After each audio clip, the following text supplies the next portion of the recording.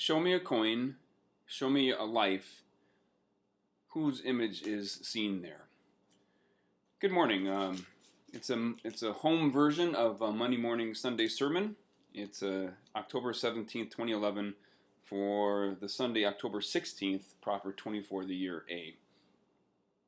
That was a question that we kept repeating yesterday. It was a question of that comes from Matthew 22. The theme or the image for this past Sunday was this sense that there is no other God. God is God and there is no other God. You get Isaiah 25, this beautiful piece from Isaiah addressed to King Cyrus of Persia, even though he's not Israel, he's not Israel's king. He will become God's servant, and there is no other God.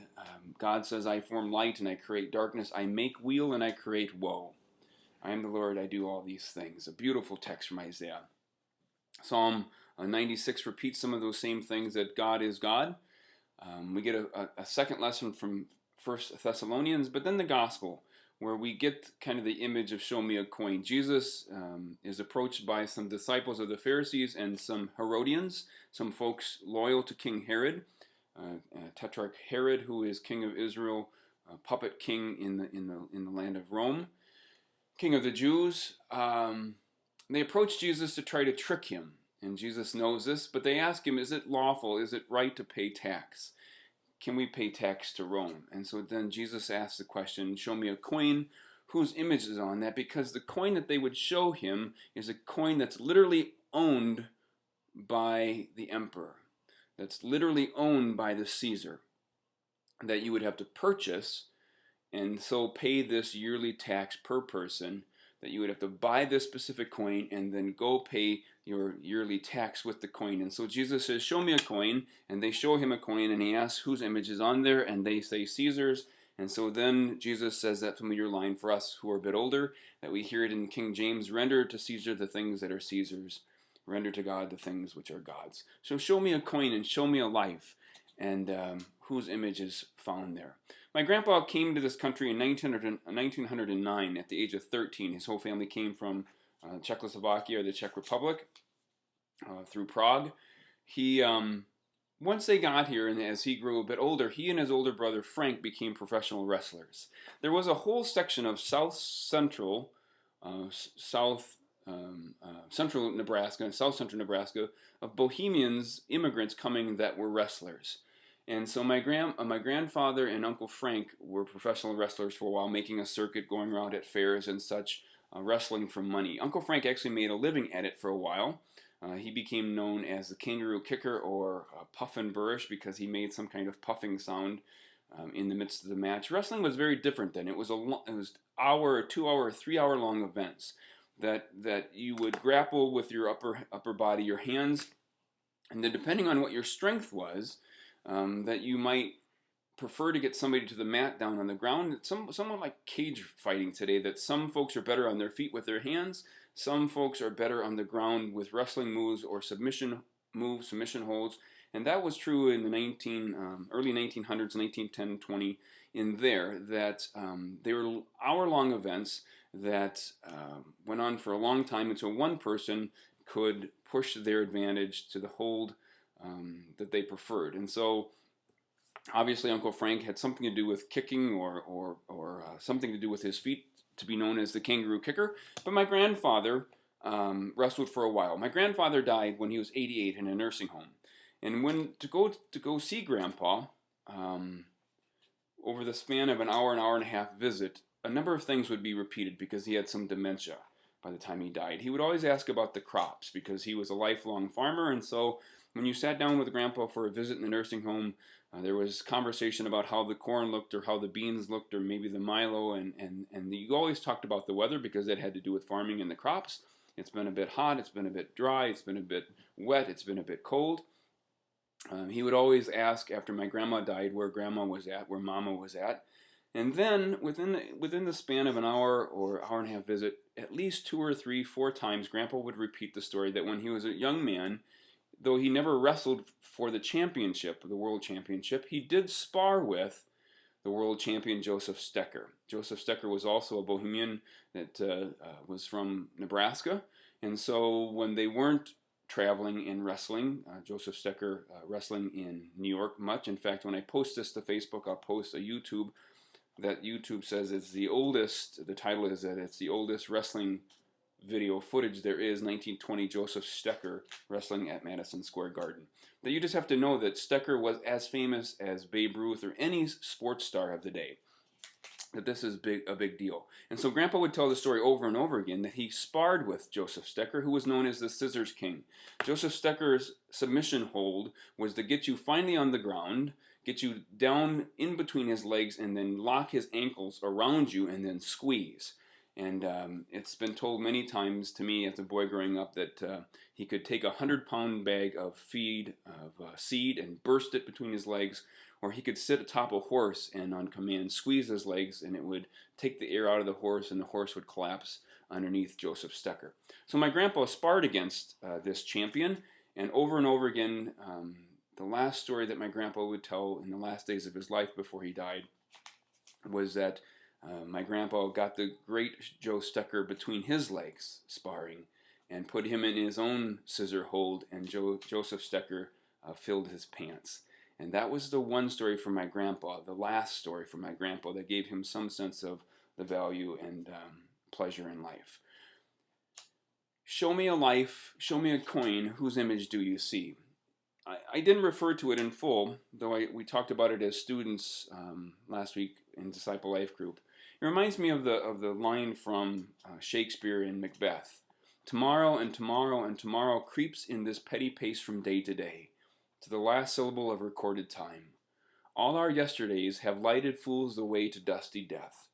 Out, out, brief candle, life's but a walking shadow, a poor player that struts and frets his hour upon the stage, and then is heard no more. Life, it is a tale told by an idiot, full of sound and fury, signifying nothing. Show me a coin. Show me a life whose image is found there. Show me a coin. The image on the coin would have been of Julius Caesar, Tiberius Julius Caesar Augustus. It was a coin that you purchased for the sake of paying this tax. He was emperor. He was Caesar from the year 14 to 37. So again, roughly the time of Christ, some before, some after. But that basic period, that he was a great war hero, conquering much of the northern, what became the northern frontier of the Roman nation.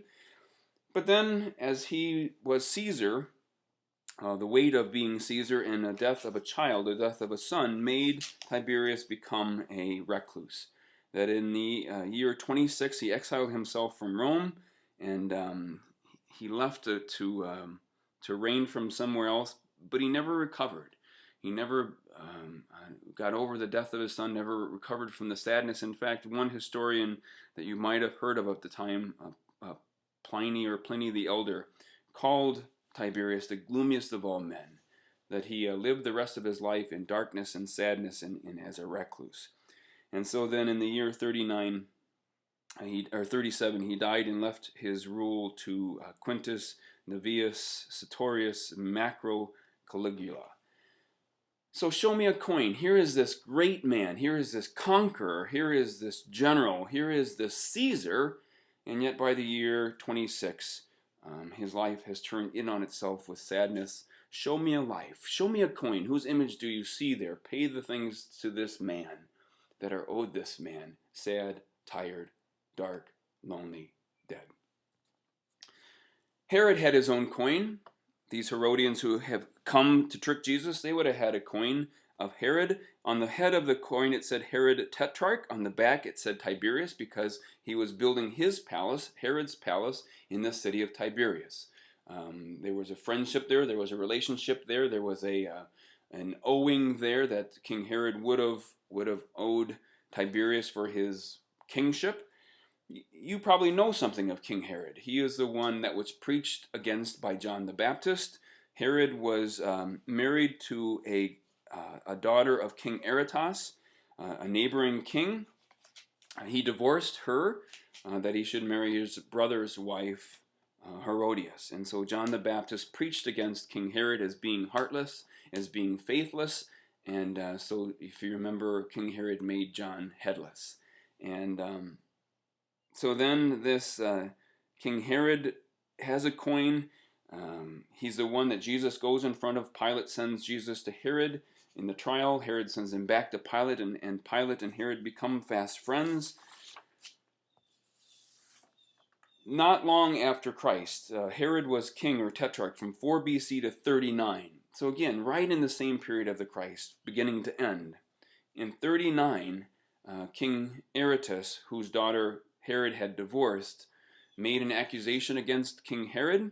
Also his nephew, Agrippa I, who was a son of the brother who Herod stole the wife from, also accused Herod of conspiracy against Tiberius's successor Caligula. And in 39, this great king, in his own mind, with the coin, a face and a name and a coin, in 39, the tetrarch called Herod is exiled to Gaul, and there he dies. Some historians, though it's doubted, some historians say that he was probably assassinated by Caligula, Tiberius's successor. Show me a coin and show me a life.